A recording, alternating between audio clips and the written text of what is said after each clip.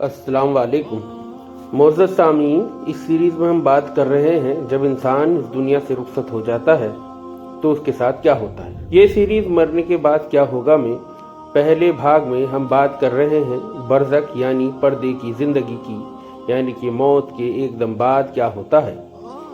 آئیے شروع کرتے ہیں۔ نبیوں کی برزخی زندگی۔ حضرات انبیاء اکرام علیہ الصلاۃ والسلام اس دنیا سے تشریف لے جانے کے بعد بھی زندہ ہے۔ مانا کہ شہیدوں کے بارے میں قرآن شریف میں آیا ہے کہ ان کو مردہ مت کہو، لیکن نبیوں کے بارے میں بھی حدیث کی بہت سی روایتوں سے ثابت ہے کہ اس دنیا سے چلے جانے کے بعد زندہ ہی ہیں۔ مشہور محدث حدیث کے ماہر علامہ بہقی رحمۃ اللہ علیہ اور مشہور مصنف علامہ سیوطی رحمۃ اللہ علیہ اس موضوع پر ایک رسالہ لکھا ہے اور حیات الانبیاء یعنی کہ نبیوں کی زندگی کو ثابت کیا ہے۔ علامہ سیوطی رحمۃ اللہ علیہ نے اپنے فتاوی میں لکھا ہے کہ پیارے نبی صلی اللہ علیہ وسلم اور دوسرے تمام انبیاء اکرام کے قبروں میں زندہ ہونے کی دلیلوں کے ساتھ ہم کو قطعی جانکاری ہے اور اس بارے میں تواتر کے درجے کی حدیثیں پہنچ چکی ہیں۔ تمام قرطبی نے اپنی کتاب تذکرہ میں فرمایا ہے کہ حضرات انبیاء اکرام کی موت کا حاصل اتنا سمجھو کہ وہ ہماری نظروں سے چھپا دیے گئے ہیں اور ان کا حال ہماری نسبت ایسا ہے جیسے فرشتوں کا حال ہے کہ ہم فرشتوں کو دیکھ نہیں سکتے ہیں۔ محدث بہقی رحمۃ اللہ علیہ نے فرمایا کہ حضرات انبیاء اکرام کی روحیں قبض کرنے کے بعد پھر واپس کر دی گئیں، اس لیے وہ اپنے رب کے حضور میں زندہ ہیں جیسا کہ شہید ہے۔ حضور حضرت انس رضی اللہ تعالی عنہ روایت فرماتے ہیں کہ حضرت سید عالم صلی اللہ علیہ وسلم نے فرمایا کہ انبیاء زندہ ہیں، اپنی قبروں میں نماز پڑھتے ہیں۔ یہ نماز تکلیف شرع کی وجہ سے نہیں بلکہ لذت حاصل کرنے کے لیے ہے۔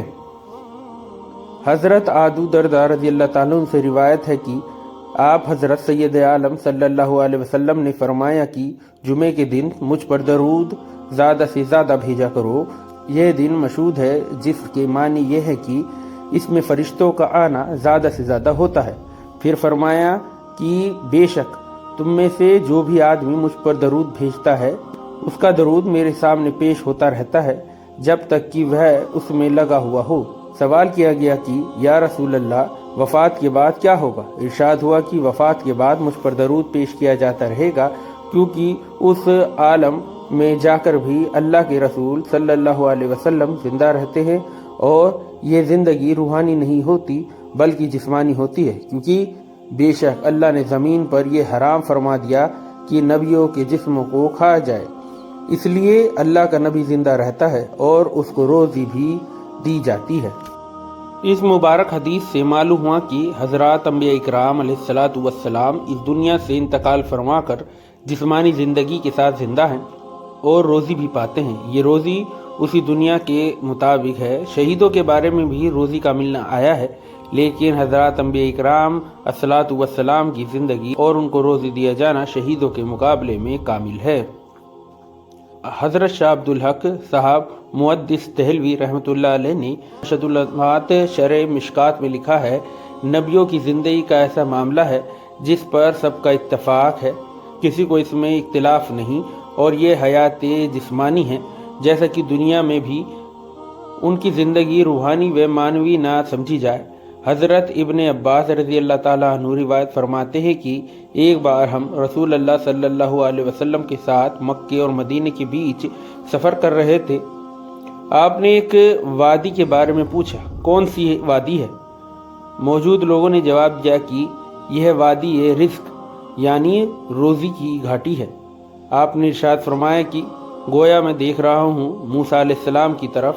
یہ فرما کر ان کے رنگ اور بالوں کے حالات کچھ بیان فرمائے اور فرمایا کہ وہ اس حال میں نظر آ رہے ہیں کہ اپنی دونوں انگلیاں دونوں کانوں میں دیے ہوئے ہیں اور اپنے رب کے نام کا تلبیہ لبیک و صدیق کہنا ہے۔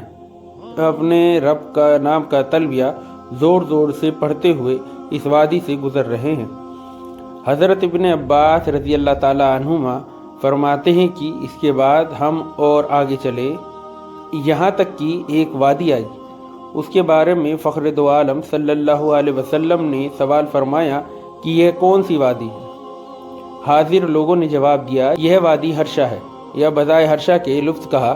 حضرت صلی اللہ علیہ وسلم نے فرمایا کہ گویا میں یونس علیہ السلام کو دیکھ رہا ہوں کہ سرخ اونٹنی پر سوار ہے، ان کے جسم پر ان کا جبہ ہے اور ان کی اونٹنی کی لگام پیڑ کی چھال کی ہے، تلبیہ پڑھتے ہوئے اس گھاٹی سے گزر رہے ہیں۔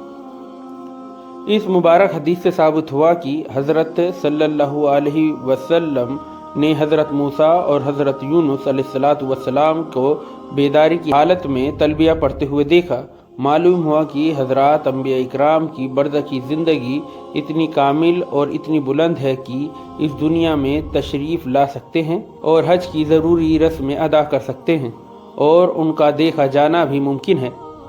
کچھ بزرگوں سے جو یہ نقل کیا گیا ہے کہ انہوں نے حضرت صلی اللہ علیہ وسلم کو بیداری میں دیکھا تو یہ جھٹلانے کی چیز نہیں ہے، اگر کوئی تصدیق نہ کرے تو جھٹلانا بھی مناسب نہیں ہے۔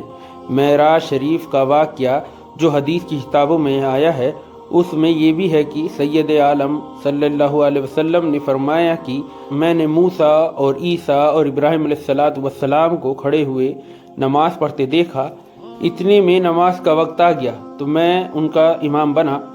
اس وقت حضرت صلی اللہ علیہ وسلم اپنی دنیاوی زندگی ہی میں تھے اور جن نبیوں کو آپ نے نماز پڑھائی وہ برزخی زندگی میں تھے۔